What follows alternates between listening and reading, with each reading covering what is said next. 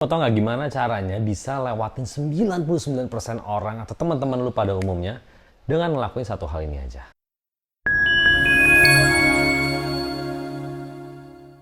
Lu tau nggak banyak orang tuh delay ngelakuin sesuatu hal, apa yang mereka mimpi-mimpikan, apa yang mereka pengen cita-citakan, mereka tuh delay, termasuk gua gitu ya.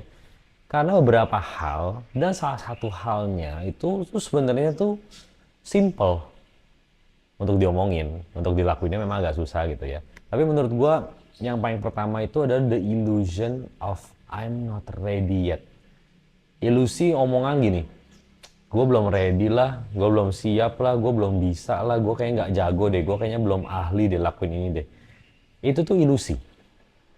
Gua itu berpikir kalau gua mau jadi seorang agent yang sukses, ya gua harus jago jualan dulu.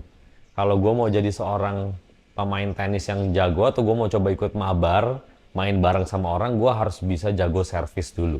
Kalau gua pengen join teman-teman gua lari, ya gua harus lari sendirian dulu sampai gua jago, baru gua ikutan. Ilusi itu nggak akan pernah hilang sampai lu lakuin hal yang sebenarnya penting atau hal yang lu butuhkan. Apa sih yang lu butuhkan?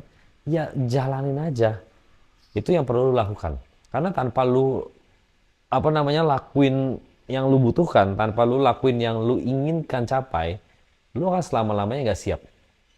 Yang paling sering kan misalkan ngomongan soal, aduh gue belum siap merit lah. Nggak akan pernah ada orang siap merit. Aduh gue belum siap deh buat lari deh, kayaknya gue nggak jago. Nggak akan siap lu lari sampai lu lari beneran. Nggak akan siap lu untuk lu jalanin bisnisnya sampai lu loncat sendiri ke dalam bisnisnya. Itu dia yang lu perlu lakukan. Yang paling pertama adalah kurangin itu mindset gue belum siap. Nggak akan ada orang yang siap, memang harus jalan baru siap.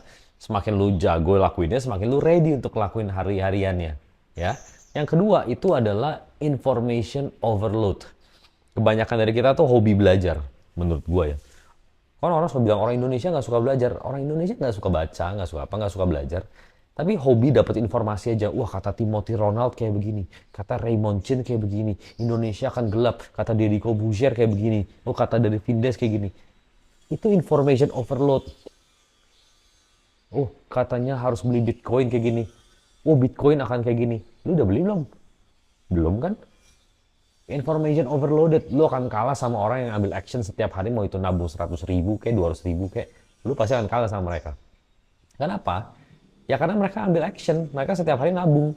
Sedangkan lu, wah, technical analysis, information overload sama segala macam hal yang lu nggak butuhkan. Lu nggak akan menang, nggak akan menang, pasti nggak akan menang. Kenapa? Karena lu cuma belajar, lu nggak action. Problemnya dari banyakan kita, yang bikin kita masuk dalam kategori 99% adalah kita nggak action. Jadi yang lu mau lakukan adalah lu ambil action, bukan cuman belajar. Mau ngapain belajar terus-terusan tapi nggak ambil action? Nggak akan bisa menang. Oke? Yang ketiga, set system. Set tiny executable habits. 1% get better kalau menurut buku Atomic Habits, ya kan? Yang lu mau lakukan adalah menyiapkan sebuah habit baru untuk lu lawan.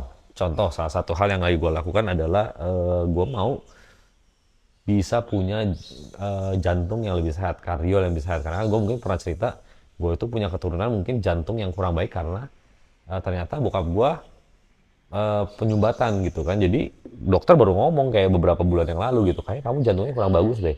Kamu mulai olahraga, kalau enggak nanti di masa depan kamu yang di sini. Wah, gue kaget dong kayak, wah, kacau. Gue mulai lari. Executable habitsnya apa? Simple. Seminggu 3 kali gue ajak temen gue lari aja. Kalau misalkan gak ada yang mau ajak lari, gue tinggal ngikut bini gue pergi dia olahraga sejam, gue taruh mobil sana, terus gue bawa sepatu, gue lari di sana. Di tempat parkiran itu, dimanapun itu, gue pokoknya lari aja lah, bodo amat deh. Tiny executable habits. Gue nggak perlu menunggu semua orang harus hadir di tempat gue lari. Gue nggak harus lari di tempat yang gue biasa lari. Pokoknya yang paling kecil yang gue lakukan adalah gue bawa sepatu di mobil. Atau gue taruh sepatu di mana lah. Intinya gue kapanpun itu gue harus ready. Ya, jadi apakah dengan lakuin hal itu lu langsung tiba-tiba jago? Enggak, obviously enggak. Kalau lu langsung ngarep lu langsung jago ya kagak mungkin. Tapi dengan lu lakuin ini, lu sedang membangun foundation untuk lama-lama lu jago. Perlu nggak cepet-cepet jago? Nggak perlu juga. Gini, ini yang gue belajar dari gue lari ya gitu ya. Gue tuh bawaannya pengen langsung lari dengan kecepatan lebih tinggi. Pengen lari lebih jauh lagi. Gue nanya sama temen gue yang udah lari lebih lama. Terus dia ngomong gini, nggak perlu bro, lu baru mulai. Lu konsisten aja lakuin lari di distance yang sama. Tapi kurangin jalan. Nggak usah lebih cepet, kurangin jalannya aja. Dikit-dikit kurangin jalan. Jalan lagi nggak apa-apa. Nggak capek nggak apa-apa. Jalan kaki dulu nggak apa-apa. Yang penting dikit-dikit, dikit-dikit, semakin lama semakin baik. Nggak perlu cepet-cepet bro. Seminggu 3 kali, lambat juga nggak apa-apa progresnya. Yang penting lu lari. Dari sana gue langsung berpikir tentang segala sesuatu dalam kehidupan gue. Bikin konten kayak gini, gue execute habitsnya apa yang paling kecilnya. Ya udah, gue prepare kontennya lewat ChatGPT, gue set ininya, selesai. Pokoknya setiap kali bini gue lagi nggak di rumah, dia lagi pergi olahraga, dia lagi pergi ketemu orang, ya gue bikin videonya. Pokoknya setiap harinya gue harus punya beginian. Seminggu sekali gue set up kamera kayak gini dan gue shoot udah. Ternyata gue melihat progresnya dari sisi jumlah jumlah subscribers yang bertambah dalam 1 bulan terakhir. Gue sih lumayan terkejut dengan kecepatan progresnya karena gue tahu subscriber nggak mudah untuk dikumpulin. Dan itu real case example di mana gue ngeliat kayak bertumbuh ternyata ya. Terus gue mulai melakukan misalkan olahraga yang kayak tenis, lari, gue ngeliat progresnya ada.